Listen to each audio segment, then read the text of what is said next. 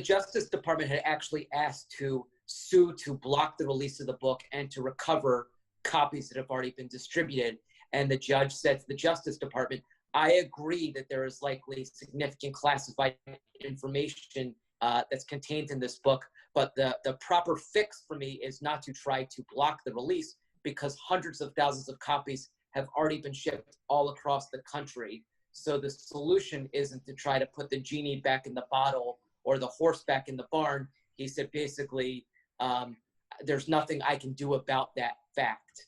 But he did communicate very strongly to Mr. Bolton that he had concerns about the way he went about pursuing the book project.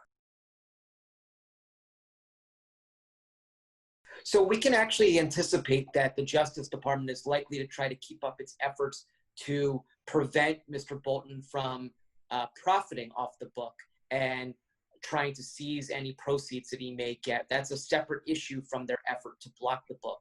And I think that that will continue. We also have seen President Trump already tweet about John Bolton, which is not surprising. And he suggested that nobody should be able to do this again, and that Bolton has illegally published and disclosed classified information.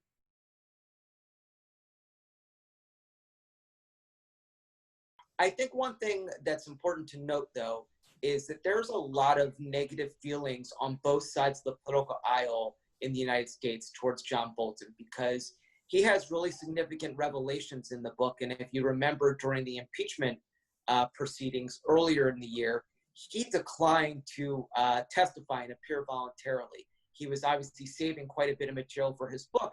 And so even Democrats say, we appreciate that you're bringing this stuff to light against Donald Trump, but why didn't you do it sooner? And why didn't you do it during the impeachment trial when we actually could have used it?